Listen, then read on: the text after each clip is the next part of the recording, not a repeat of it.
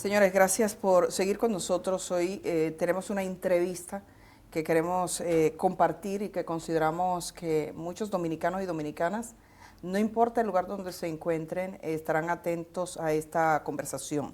A raíz de la tragedia en el Jet Set en República Dominicana, Antonio Espaillat ha aceptado esta conversación, se lo agradecemos porque sabemos que para los dominicanos, dominicanas e incluso para algunos países de América Latina y otras partes del mundo, es vital conocer exactamente qué fue lo que ocurrió y por qué ocurrieron estos hechos que todavía duelen profundamente y que ha originado una cantidad de víctimas que sabemos están muy afectadas. Así que le agradecemos mucho que usted esté en esa disposición. Bienvenido y gracias por estar acá. Muchas gracias, Edith, por esta oportunidad de poder hablar contigo y con toda la nación. Lo primero sería preguntarle cómo se enteró usted de lo que pasó en el Jet Set. Yo estaba en Estados Unidos en una feria de televisión y radio que hacen todos los años en Las Vegas, se llama NAB, NAB, donde exponen todos los equipos, tanto de radio como de televisión, y todas las nuevas tecnologías. Las Vegas tiene una diferencia de horas con República Dominicana, aproximadamente de 3 horas. En el momento en que esto ocurrió, yo recibí una llamada de mi hermana a las 10:30 de la noche, hora Vegas, que era la 1:30 de aquí, y me llamó debajo de los escombros y me dijo: Antonio, ha pasado algo increíble, escuchamos una explosión y todo el techo se ha desplomado y estamos todos debajo aquí de escombros. Inmediatamente ella me dijo eso. Yo le dije a ella: Maribel, no te preocupes, yo voy para el aeropuerto enseguida y arranco para Dominicana. Fui a mi habitación, recogí y me fui inmediatamente al aeropuerto. Tuve la suerte de conseguir un vuelo a las 12:30 de la noche, hora de allá, que por suerte se había retrasado 1 hora, salió a las 1:30 y por ese retraso pudieron montarme. ¿Usted tenía en ese momento una idea de la magnitud de la tragedia? No tenía idea. ¿Qué usted pensaba que había pasado? No tenía idea de decir, pero ¿cómo se puede caer un techo? O sea, yo no tenía ningún tipo de idea de qué pasó y estaba muy preocupado. Pero digamos el alcance, ¿pensó que habían muertos? Desde el primer momento usted fue informado de que habían personas fallecidas. No, ella me dijo, porque ella misma no sabía, ella estaba debajo de escombros. Okay. Ella me dijo, estoy debajo de escombros. Entonces, yo no pensé nada, yo de verdad, fue una preocupación tan grande por lo que hubiera pasado y pensé también, tenía todos los amigos que tenía ahí adentro también, que siempre van. Y yo dije, wow, o sea, qué catástrofe. Y cogí para el aeropuerto y lo único que tenía en mi mente es que tengo que llegar, tengo que ver qué hago, tengo que ayudar, tengo que estar ahí. Y tomé ese vuelo a la 1:30 de la mañana y llegué a Atlanta. Ahí se me retrasó el vuelo de Atlanta a Santo Domingo otra hora y vine llegando aquí al país tipo 3:30 de la tarde. ¿Y hasta ahora cómo ha sido la conexión suya? Supongo que en ese momento cuando usted llegó fue al hospital, fue a un centro, fue al lugar de los hechos. ¿Qué usted hizo? ¿Qué ha podido hacer? Cuando llegué fui directo a mi oficina, que estaba mi familia ahí y estaban unos amigos para que me informaran qué había pasado. Ya estaba muy avanzado todo, me dieron la información de todo lo que había pasado y me recomendaron que por un tema de seguridad no fuera, porque ya estaban los ánimos caldeados y demás, y que no se podría saber qué podría pasar en torno a mí. Entonces, por eso decidí quedarme ahí. Y me quedé ahí y desde ahí fue que hablé y dio el mensaje que usted dirigió. Di el mensaje de que estaba en el país y todo lo que dije en el mensaje. Usted sabe que la gente se pregunta básicamente qué fue lo que pasó. ¿Usted sabe qué fue lo que pasó? El primero que quiere saber qué fue lo que pasó soy yo. inclusive, como le estoy diciendo, de casualidad yo estaba en ese viaje, si no, yo hubiera estado ahí. Yo todos los lunes estaba ahí, en mi silla, sentado, siempre, compartiendo con todos los ¿Cuándo clientes. fue la última vez que usted estuvo? Antes de ese lunes, 2 lunes anteriores. 2 lunes anteriores. Era muy difícil que yo no fuera. Yo normalmente faltaba si no estaba en el país. Pero yo siempre iba. Y mi hermana, o sea, mi hermana y yo éramos los que siempre estábamos ahí. Si yo no estaba, ella siempre estaba. Y si ella no estaba, estaba yo. La pregunta clave para muchos es si esto pudo ser evitado, si esto fue un accidente evitable. Y en ese sentido, nos gustaría saber su opinión. ¿Usted cree que fue algo que se pudo evitar? Si hubiera sido algo que se pudiera evitar, usted puede estar segura de que yo lo hubiera tratado de evitar. Porque, como le digo, mi hermana estaba ahí, mi madre estaba ahí todo el tiempo también, yo estaba, y aparte por un tema de responsabilidad, yo no hubiera permitido, jamás. Pero no hubo nada, o sea, no hubo ningún aviso, nada. Todos nos sorprendimos. Hay 2 aspectos que han sido profusamente difundidos en redes sociales y que sería bueno aclarar con usted y que yo sé que usted tiene conciencia de ello. Por un lado, y vamos a comenzar por este punto, hablan de escombros que se caían, de situaciones en las que la gente vio residuos, conversaciones incluso de algunos artistas que refieren que caían cosas del techo. ¿Qué es lo que pasaba con el techo propiamente dicho? En Jet Set, desde que lo fundamos en ese local, hace 30 años, nosotros teníamos el techo en plafón de yeso y siempre se nos caían los plafones de yeso. Es decir, tenían un plafón que cubría el techo. Exactamente. Por eso el polvillo blanco del yeso. ¿Y por qué se caía el plafón? Diferentes razones. Una de las más normales era el tema de agua. Filtración de agua. No solo filtración, mayormente agua de los aires. De que los aires se condensaban, de que si los drenajes se tapan, cosas normales de aire acondicionado que no nos dábamos cuenta porque los plafones de yeso no se abomban. Los plafones de yeso absorben toda el agua, el yeso se pone pesado y cae. Esa caída de plafones que eran de yeso, ¿ocurrió en este último año? 30 años. En los 30 años siempre se caían, años, porque... Sí, siempre estábamos comprando, siempre comprábamos plafones, siempre. ¿Recientemente habían cambiado plafones? Sí, el mismo día de la actividad cambiaron plafones. ¿El mismo día de la actividad? ¿Cuántos plafones cambiaron? No tengo el dato preciso, pero se cambiaron, siempre se cambiaban. ¿Se consideraba la necesidad de cambiar el plafón como algo, digamos, consustancial al tema del aire? ¿No se pensó que podía ser algo más? ¿No se una filtración más seria? Nunca pensamos eso. Siempre, en cuanto a filtraciones, nosotros siempre teníamos el techo impermeabilizado. Entonces entendíamos siempre que era un tema de aire. ¿La gente que cambiaba los plafones era la misma? Los empleados, porque un plafón tuvo con una escalera y lo pone y lo cambia. Eso no lleva, son plafones como si fueran de oficina. Para eso no se contrata una gente para cambiar un plafón. Lo hacía cualquier empleado, una escalera y cambiaba un plafón.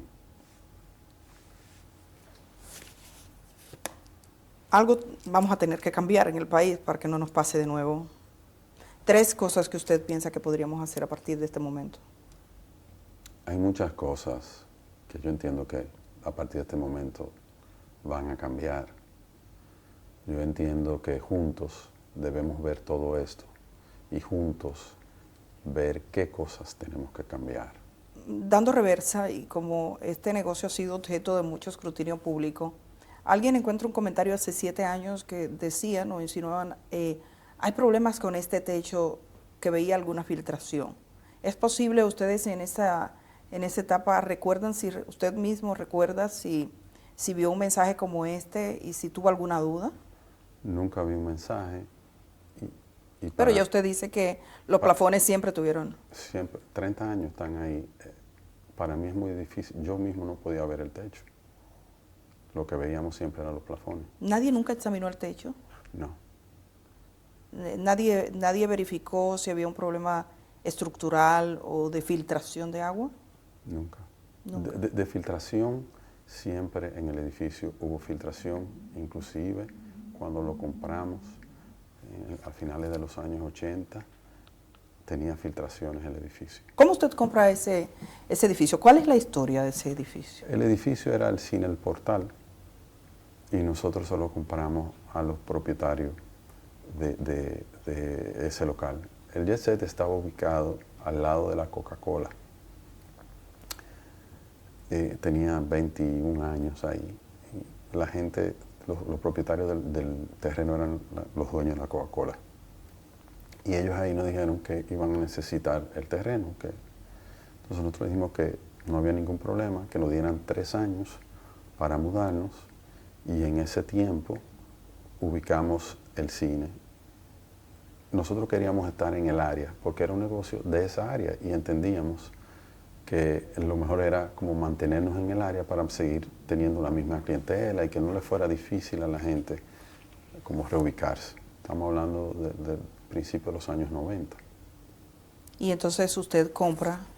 El edificio lo compra la compañía compra el edificio.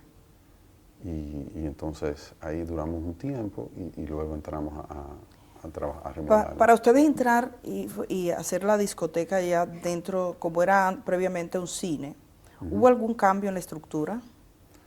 En la estructura no hubo ningún cambio. Lo único que hicimos fue que usted sabe que los cines de esa época eran cines grandes y era como teatro, que era como bajando. Entonces lo único que hicimos fue nivelar el piso para que tuviera, porque era hondo, un poquito hondo, para bajar hacia la pantalla. Pero no hubo ningún cambio estructural, digamos, Ninguno. del peso, del techo. No, ninguno. Ningún cambio. No. Cuando usted dice la compañía, usted es el propietario del Jet Set. Yo soy gerente Gerente. de la compañía del Jet Set. ¿Y quiénes forman la compañía? Mi madre y yo. Ah, ustedes dos. Sí. Entonces usted es el gerente desde esa época. Sí, desde que establecimos la compañía. Uno de los aspectos que se ha referido es el peso sobre la estructura. Y desde el aire hay una imagen que muchos han vuelto hacia atrás, donde se ven algunas estructuras. ¿Qué tanto peso ubicaron en la parte superior sobre el techo? Yo no puedo hablarle de la cantidad del peso, porque nunca tuve la información de cantidad de peso. Nosotros contratábamos gentes expertas en las diferentes áreas que lo trabajaban. Nosotros contratamos compañías de aire acondicionado que nos montaron unos aires acondicionados. Lo que sí puedo decirle que desde el año 1994, cuando fue que entramos a ese local, nosotros teníamos 6 unidades de aire y hasta la fecha es lo que teníamos, 6 unidades de aire. Esa decisión fue una decisión de la compañía que puso el aire, dice usted, de ubicar allí los... La recomendación fue de ellos, la cantidad de toneladas que deberíamos tener y cómo ubicarlos. ¿No sabe qué peso tenían las unidades que estaban? Nunca cuando uno compra un aire pregunta cuánto pesa. Esa estructura no fue sometida nunca a un escrutinio de decir, digamos, en términos estructurales, un ingeniero, un arquitecto que verificase la estructura en sí misma. No. Y por parte del Estado Dominicano, como ustedes tenían un lugar que era un centro donde iban personas, ¿alguna vez hubo algún tipo de inspección? No. ¿Y qué piensa usted de eso? Bueno, pienso que si no la hubo es porque no había la costumbre de hacerlo tal vez con los demás negocios tampoco. Lo que siempre fueron temas de bomberos, temas de ayuntamiento, pero que si basura, pero nunca nada temas estructurales ni de edificio. ¿Cómo se siente usted por esto que ha ocurrido? Ha caído un techo y la gente quiere respuestas. Y estamos hablando, quizás pensando sobre todo en aquellas personas que han sufrido la tragedia de un modo más duro, más fuerte, perdiendo a alguno de los suyos. Entonces, digamos que usted no está hablando conmigo, sino con esa gente. ¿Cómo esa gente que está procurando respuesta, cómo cree usted que es el modo adecuado de obtenerla? Lo primero que quiero decir es que yo tengo un dolor muy grande y que lamento en el alma todas las pérdidas. Nunca hubiera querido que esto pasara, jamás, jamás. Yo, desde que esto pasó, no he tenido vida. Y yo mismo quiero saber qué pasó. El primero interesado en saber qué pasó soy yo. El jet set era la vida de nuestra familia. Nosotros nacimos cuando mi madre hizo el jet set. Yo tenía 6 años. Nosotros nacimos con el jet set. Jet set era nuestra vida, fue nuestro sustento, fue nuestro todo. O sea, usted no se puede imaginar el dolor que nosotros llevamos, la impotencia de vivir una circunstancia como la que estamos viviendo. Nunca, nunca nos lo imaginamos, ni nunca hubiéramos estado preparados para lo que estamos viviendo. Entiendo sobremanera el dolor de todos. Yo lo entiendo. ¿Quién quiere? O sea, ¿cómo no nos va a doler que uno pierda un ser querido? Emocionalmente, usted dice, no ha tenido vida. ¿Eso qué ha implicado en los últimos días? Los últimos días no duermo. Los últimos días he estado hablando con las familias de nuestros empleados. He estado hablando con familias de las víctimas que se nos han acercado. Pero cuántas cosas quisiera yo hacer que no he podido todavía, ni siquiera empezar. Pero lo importante es que yo estoy aquí y yo le voy a dar el frente a todo. Yo no voy para ningún sitio, yo voy a estar aquí.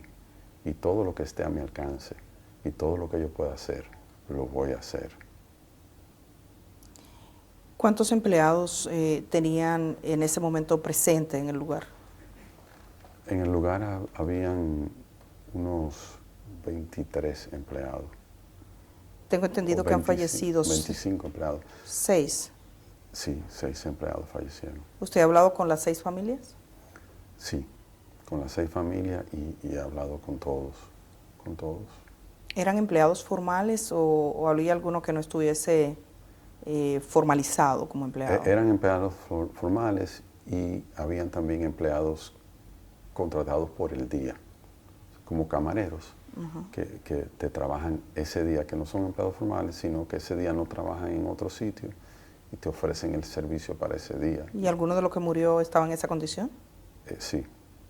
¿Y eso qué implicación tiene en términos, digamos, porque no está en la seguridad social o estaba? Son gente, normalmente tienen otro empleo. Okay. Es su día libre en el otro trabajo, y van ahí y te trabajaban como tú se contrata así, camareros. Usted ahora, hay muchas compañías que usted llama y usted contrata un camarero y te trabaja a la noche y tú le pagas el acuerdo que tengan por eso. Digamos, esa conversación con las familias, ¿cómo ha sido? Particularmente con la familia de sus empleados. La conversación con la familia de mi empleado ha sido una conversación de apoyo, de saber de sus necesidades y de darle seguridad de que estamos aquí y de que lo vamos a apoyar y en todos los problemas que podamos involucrarnos con ellos vamos a estar y que no están solos. Y de las personas fallecidas, dice que se ha comunicado con algunas familias.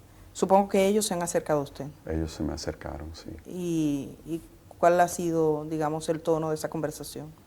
¿O de esas conversaciones? ¿Han sido muchos? No. He hablado con 3. 3 familias. 3 familias.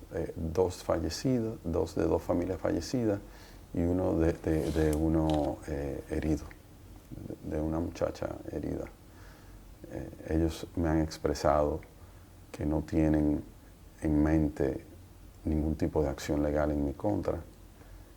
Me han expresado que entienden mi dolor y lo que hemos hablado es de cómo juntos podemos ayudar a parte de esa familia. Un ejemplo, uno de esa familia que vino tiene 2 niñas que quedaron huérfanas, entonces tenían un tema con el colegio, que cómo podemos ayudar y estábamos sentados viendo a ver cómo podemos ayudar de que esas niñas no pierdan su año y de que terminen su carrera de colegio y hasta más podría ser. Eso es lo que hemos hablado.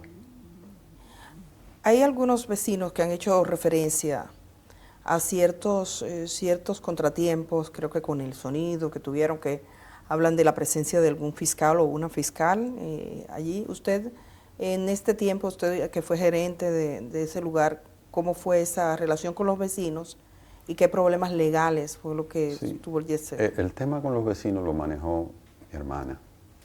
Obviamente, yo le di apoyo. Nosotros buscamos un abogado y estuvimos envueltos con la fiscalía e hicimos todo lo que los vecinos nos pidieron. Revestimos el cuarto de plantas de nuevo para que no saliera el sonido. Cambiamos la planta eléctrica.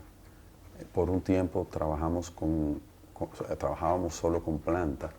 Nos conectamos a CDE de nuevo porque el Jet Set solo abría 3 noches, lunes, viernes y sábado. Entonces lo que hicimos fue también hicimos una inversión y volvimos y nos conectamos a la CDE, ya que por ahí es un circuito 24 horas para erradicar y de hecho desde que nos conectamos casi nunca se usó la planta. Reforzamos las puertas de salida, le pusimos doble puerta, o sea, todo lo que nos permitiera que el sonido saliera. Los músicos, en vez de entrar por la tarima, entraban por delante del negocio para no abrir esa puerta y que no le molestara a ellos. Todo lo que nos sugirió y todo lo que nos pidieron a través de la fiscalía, lo hicimos. ¿Eso fue un proceso que duró mucho tiempo? Duró unos meses. ¿Y usted fue a la fiscalía o los fiscales vinieron? Ellos vinieron todo el tiempo. Si me hubieran dicho que fuera, yo hubiera ido. Nunca me dijeron que fuera. Pero todo lo que documentaron, todo lo que fuimos haciendo, chequeaban los decibeles también, del sonido, todo. O sea, todo lo que nos pidieron, nosotros lo hicimos al pie de la letra. Y digamos que aquella relación con el Ministerio Público en ese momento, con esos fiscales y con los vecinos, se limitó al tema del sonido. Sí, el sonido. El problema era el sonido. El sonido, sí, le molestaba el sonido. La planta eléctrica... Que fue la segunda vez, porque muchos años atrás pasó lo mismo. En ese entonces, los vecinos no recurrieron a la fiscalía, sino que hablaron directo con nosotros. Nosotros arreglamos todo, inclusive ellos querían hasta hacernos un reconocimiento en ese entonces. Les dijimos que no era necesario y que estaban muy felices de que no le molestara. En esta ocasión, entiendo que habían vecinos nuevos, no sé, y decidieron hacerlo a través de la fiscalía y lo asumimos igual. ¿La planta eléctrica alguna vez estuvo en el techo? No, la planta eléctrica desde que inauguramos hace 30 años estuvo en un cuarto adyacente al edificio. ¿Usted puede dar garantía que en el techo no estaba más que los aires? Y eran 3 tinacos de los tinacos que se usan en las casas, los techos de las casas, que eran para agua de los baños y para agua para lavar los vasos cuando teníamos problemas, porque en el área había mucho problema de agua. Entonces recurrimos a como lo tienen todos en las casas. Esa imagen que se proyecta, que me imagino usted la ha visto, ¿esa es la imagen real del Jet Set? Sí, son 6 estructuras que son las 6 casetas de los aires acondicionados y una casetica más pequeña de la caseta son los main break. Pero y se ve como un cuadro, como si fuera cuadrado. ¿Por qué se ven así?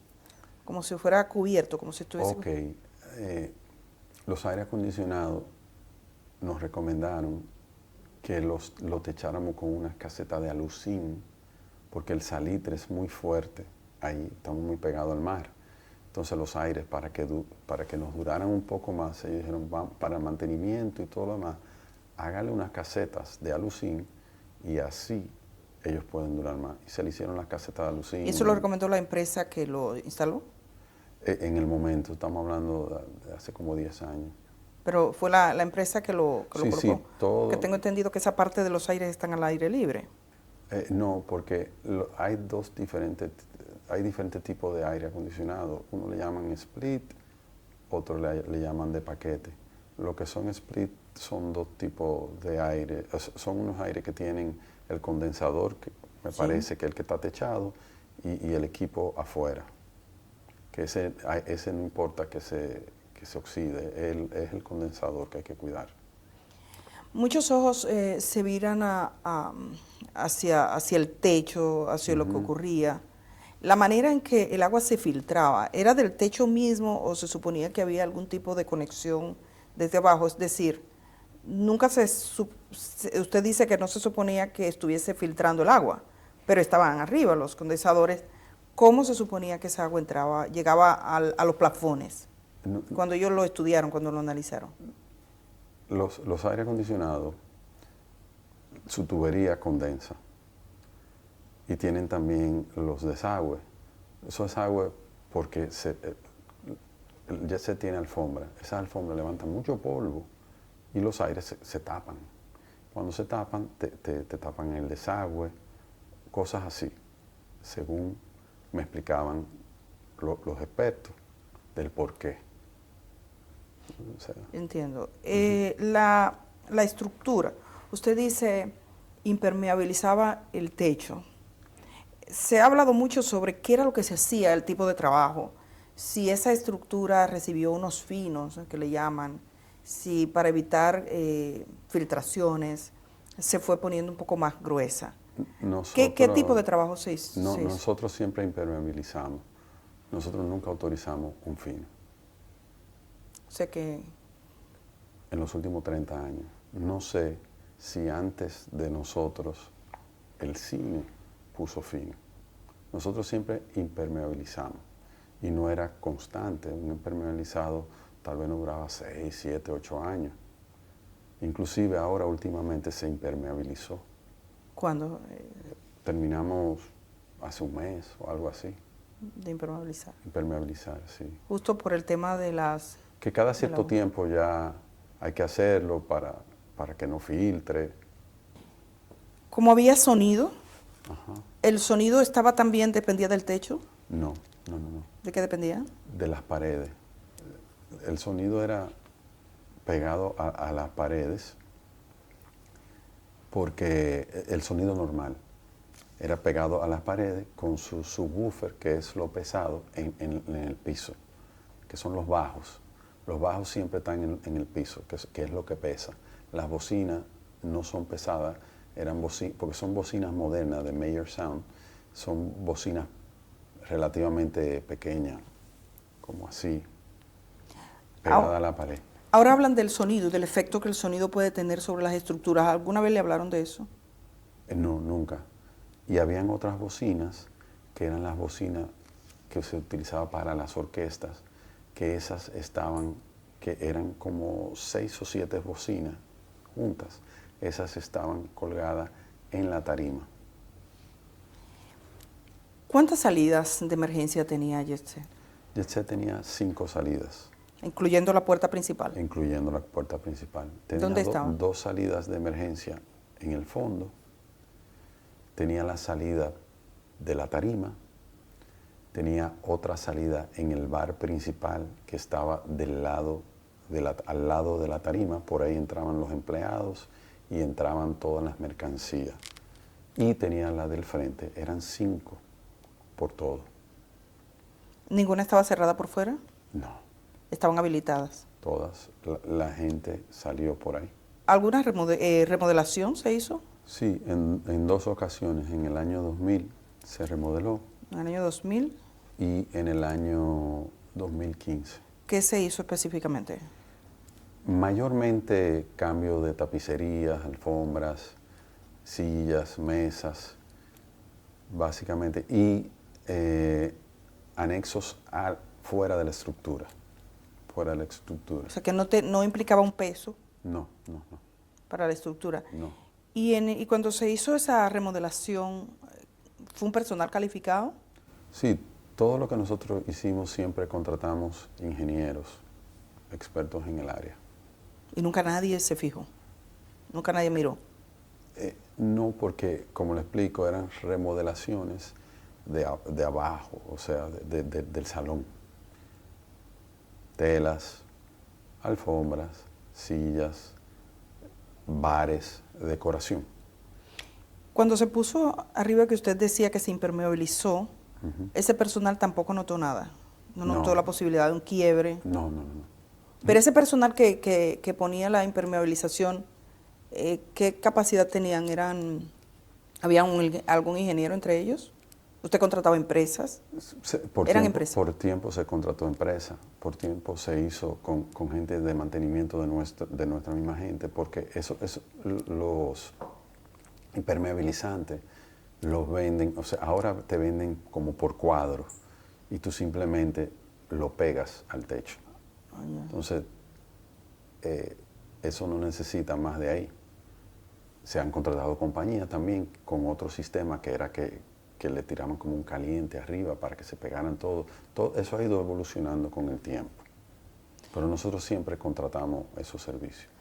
Hay quienes se hacen preguntas y especulan de qué pudo haber pasado. ¿Usted cree que esto fue un accidente o cree que pudo haber manos criminales, digamos un atentado, por ejemplo? Yo quiero saber qué pasó.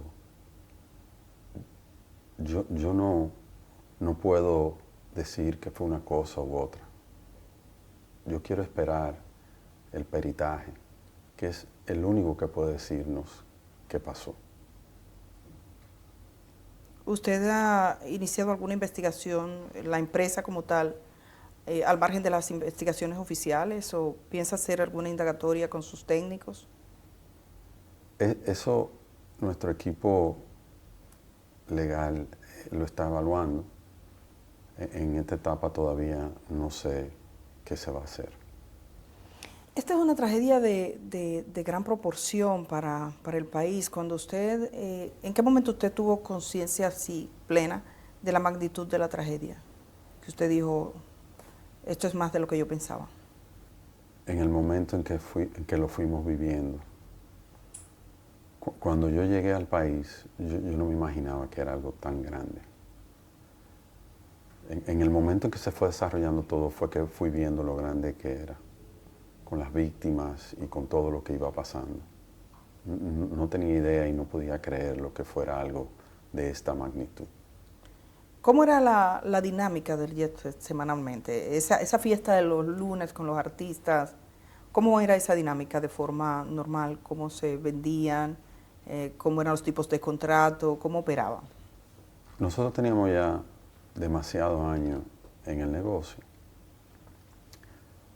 Nunca había contrato con los artistas, sino que simplemente una persona encargada de esa área los llamaba, decía, ¿usted está disponible para cantar el lunes tal? Sí, pues perfecto. Esa era la dinámica. Que ustedes tenían. Sí, de toda ¿Y la se vida. vendían qué capacidad tenía de personas y cuántas había esa noche? El Jet Set tenía una capacidad de sentados 550 sillas.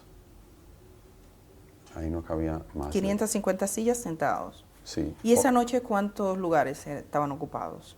Esa noche tiene que haber habido un promedio entre empleados y clientes, un promedio de 500, y los músicos, un promedio de 510 personas, más o menos, 515 personas.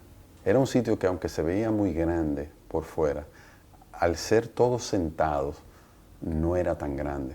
Si usted le quitaba todas las sillas, usted ahí, porque muchas veces hicieron fiestas que promotores alquilaban el Jet Set y hacían fiestas diferentes, con DJ parados, y ahí metían hasta 1000 personas, porque eran parados.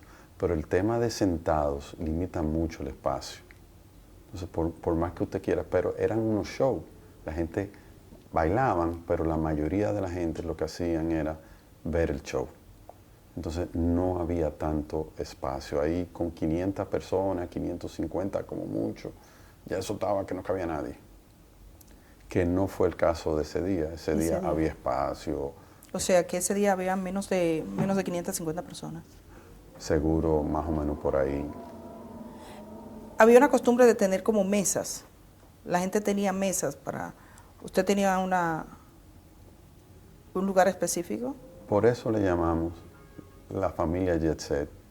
Ahí habían clientes de 30 años. Ahí había clientes, la mayoría de clientes tenían su mesa fija. Llamaban, no a mí, yo no tenía, en ese sentido, yo no tenía esa relación, pero llamaban a su camarero y le decían, ¿hoy voy o no voy? Si el cliente no iba, ellos la vendían a otra persona, pero siempre era la persona de esa mesa el que la tenía. Y eran muchos, eran muchos. Era mucha gente fija, o sea, era una clientela, era una familia. Siempre estaban ahí, eran los mismos. Esa noche la estrella que cantaba era Rubí Pérez. ¿Cómo fue su relación con él? Excelente, de toda la vida. Una relación de 30 años. ¿Qué usted le diría a sus hijas? He visto que una dice que considera que hubo negligencia. Yo le diría a sus hijas, primero, que lo siento muchísimo, que siento el dolor, que tengo un gran dolor porque perdí un amigo. Rubí era mi amigo, de muchos años. Y le diría que entiendo su dolor y entiendo todo lo que puedan estar viviendo y todo lo que estén pensando. ¿Qué tipo de medidas de seguridad tenían en el Jet Set? O sea, si fuera a evaluar, ¿cuáles eran las medidas comunes de seguridad? Porque estamos hablando de la gente que fue a un lugar a divertirse y pasa esto, nadie se lo espera, usted dice que tampoco. ¿Cuáles eran las medidas normales de seguridad que se adoptaban allí? La medida que se optaban en Jet Set eran medidas de seguridad, no de estructura ni nada de eso, sino de seguridad hacia los clientes. Teníamos como 6 seguridad, individuos que estaban ahí, que protegían, teníamos 2 en la puerta. Fue el primer negocio que prohibió la entrada de armas de fuego, inclusive a militares. O sea, no permitíamos las armas de fuego, teníamos que chequear bien eso. Y la seguridad cuidando a todo el mundo adentro. O sea, la medida de seguridad era muy... La gente se sentía muy segura y protegida. Y toda esta seguridad siempre estaban pendientes a que no hubiera ningún tipo de trifulca ni nada por el estilo. También me refiero al aspecto del entorno en sí mismo. Quizás, me imagino, usted es empresario y aspira a seguir siéndolo. Se lo pregunto, ¿usted va a seguir con sus mismos trabajos? ¿Piensa seguir, no? Claro. Hacia adelante. Claro. Algo cambió ese día, en la manera en que uno ve las edificaciones, en cómo uno mira el techo, los dominicanos, en cómo nosotros miramos el techo. Para usted, ¿qué ha cambiado? Y ese cambio es como si pudiéramos regresar en el tiempo, quizás estuviésemos tomando algunas decisiones. ¿Usted piensa que hay algo que tenemos que cambiar para que esto no se repita? Creo que esto ha pasado por algo. Creo que esto ha pasado para que todos revisemos y que todos estemos atentos a muchas cosas que ninguno estamos. Esto independiente del gran dolor que representa para las víctimas, para nosotros y para la nación. Esto también representa un despertar para muchos aspectos, de que estemos más pendientes de muchas cosas que ninguno estábamos pendientes. O sea, creo que esto es algo que va a servir positivamente para muchas cosas. El Jet Set tenía seguros, los negocios como este tienen seguros. ¿Qué tipo de seguros tenía? El Jet Set tenía un seguro que cubría todo lo que nuestros aseguradores nos recomendaron. todo lo que llevaba un negocio de ese tipo. ¿Cómo cuál es? Que si incendio, que si seguridad de personas, todo lo que conlleva. ¿Un terremoto? Terremoto, todo. Obviamente nunca pensaba, o sea, no tenía algo de que se cayó el techo. Aunque un terremoto podría originar la caída de un techo. Por, Pero cuando se por dio, terremoto, sí. pero nunca se hizo una evaluación previa. Los mismos seguros nunca tampoco hicieron una evaluación en ese sentido. No estoy seguro. Entiendo que tal vez no, pero no estoy seguro. Ha circulado una versión. Yo no tengo constancia de esa, pero tengo que tener la responsabilidad de preguntarle porque es la versión de que un ingeniero le sugirió a usted unas reparaciones por 4 millones de pesos y que le dijo firme aquí. O sea, a usted le consta eso porque eso ha sido en redes sociales algo muy, muy distribuido. Y entonces tengo la obligación de preguntarle, ¿eso que se cuenta en esa historia pasó? ¿Alguien le dijo alguna vez? ¿Algún ingeniero le hizo un presupuesto Lo para...? he escuchado. ¿Lo ha escuchado? Sí, lo he escuchado. Me enteré cuando lo escuché. Ningún ingeniero nunca se me ha acercado a mí con eso, ni de 4 millones de pesos, ni que arregle esto, ni nada. No tuvo ningún debate con un ingeniero sobre la estructura. No, no. ¿Y qué usted piensa? ¿Por qué ese tipo de versión? ¿Qué le puedo decir? Hay muchísimas otras versiones. Ahí hubo un señor que salió que rescató muchísima gente y no es verdad. O sea, en todo este suceso han habido muchas opiniones, mucha gente que han entrado, que han salido, muchas personas que han querido ser protagonistas de uno u otro tema. Eso no es verdad. A mí nunca se me acercó nadie que aparte, con 4 millones de pesos no se puede arreglar ni una esquina de un techo, como cuesta todo hoy en día. O sea, ahí solo vemos que a mí nunca se me acercó nadie. ¿Ni usted tuvo un diálogo con ninguna empresa para ningún tipo de reparación de ese tipo? No. ¿En el JET se hicieron reparaciones en algún momento? ¿Usted recuerda haber contratado a un ingeniero, por ejemplo, que mirara para una reparación? Porque a veces este tipo de profesionales está habilitado para decir, mirar un poquito más. Ningún tipo de reparación. Nunca se hizo. Ningún tipo de reparación. Hay, digamos, en términos de, y es la parte que más se debate en términos de la infraestructura, de cómo pudo pasar. Usted dice que se pregunta lo mismo. ¿Usted ha tenido la oportunidad de ver el lugar, de ver lo que pasó, de ver cómo se quebró? Vi el lugar y vi lo que quedó. Sí, yo fui. ¿Usted fui, fue? Lo vi. Sí, lo vi. ¿Y qué sintió? ¿Qué pensó? Cuando lo vi, mi dolor se acrecentó. O sea, vi toda una vida. Vi todo. O sea, no tendría ni palabras para expresarle todo lo que vi.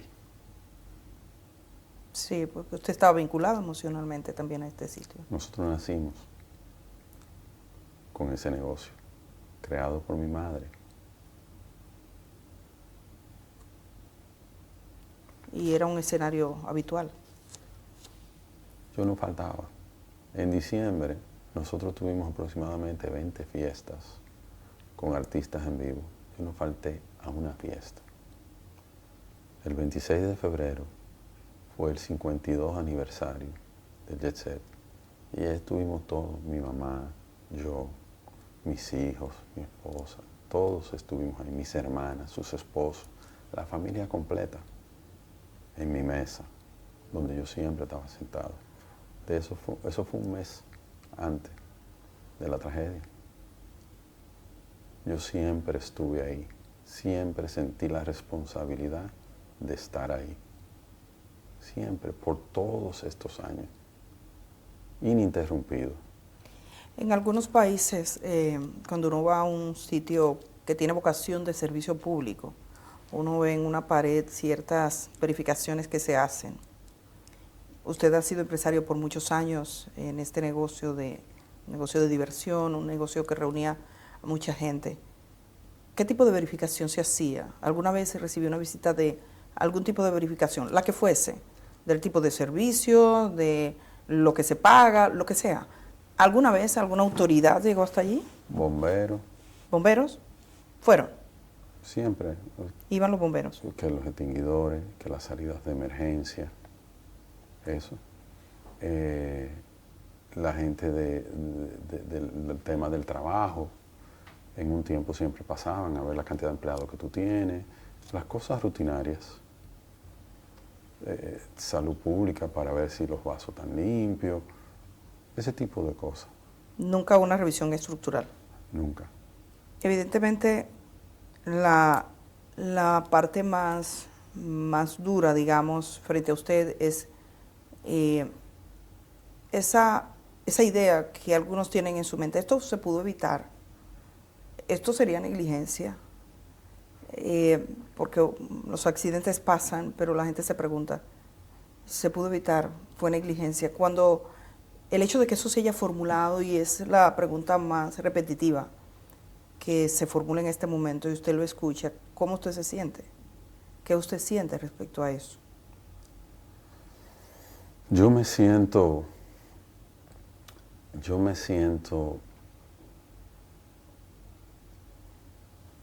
impotente, yo me siento, o sea, si hubiera habido algo que me hubiera llamado o que me hubieran dicho, mira, hay que chequear esto, aquello o lo otro, yo lo hubiera hecho. Yo lo hubiera hecho con todo el gusto. Yo estaba ahí. Mi familia estaba ahí. Mi hermana estaba ahí. O sea, ¿cómo yo no lo iba a hacer? Todos los que iban ahí, la mayoría eran amigos míos. El incendio que se alude, ¿cuántos incendios hubo en el Jet Set? En toda su historia uno. ¿Y cómo fue ese incendio? Un rayo cayó en un palo de luz frente al Jet Set, frente al cuarto de planta, y eso ocasionó un fuego en el cuarto de planta. Se llamaron los bomberos, en menos de 30 minutos apagaron el fuego, solo sufrieron las dos plantas eléctricas que estaban ahí dentro y los cables que estaban ahí dentro. Eso fue todo. Inclusive,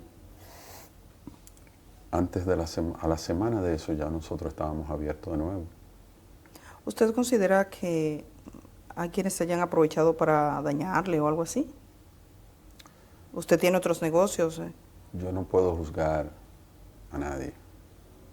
Ante un suceso como este, de tanto dolor, yo no puedo juzgar. ¿Usted entiende? Yo lo entiendo. Usted ha dicho que está listo para responder. ¿Qué consecuencias piensa que puede tener sobre usted? ¿Qué usted espera que pase? Yo no sé. Yo vine, yo estoy aquí. Es la primera vez en mi vida que estoy viviendo algo como esto. Yo estoy aquí. ¿Usted tiene socios?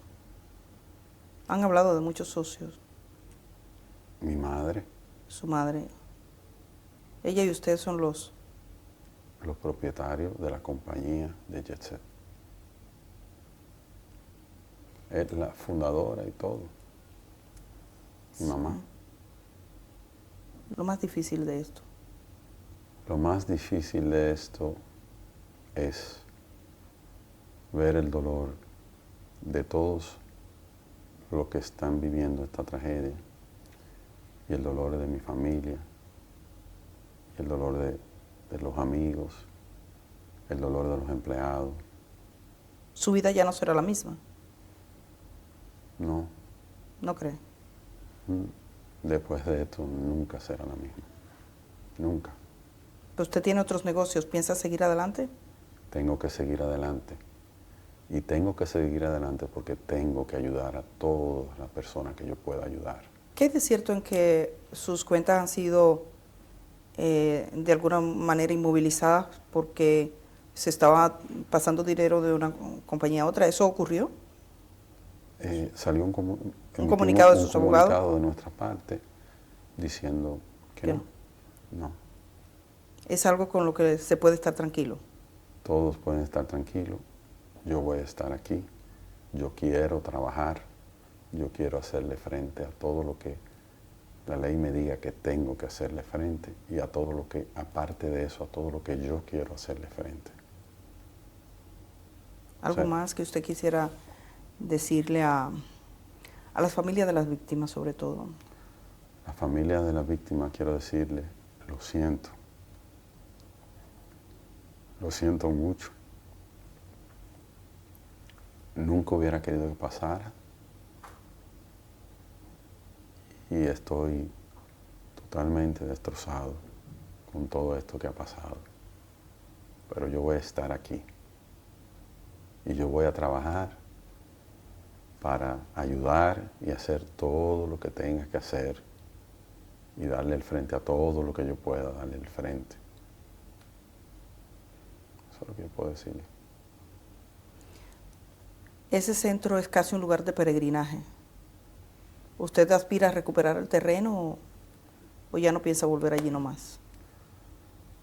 Yo entiendo que el tiempo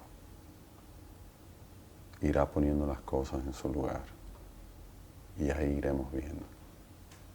Muchísimas gracias. Gracias, Edith.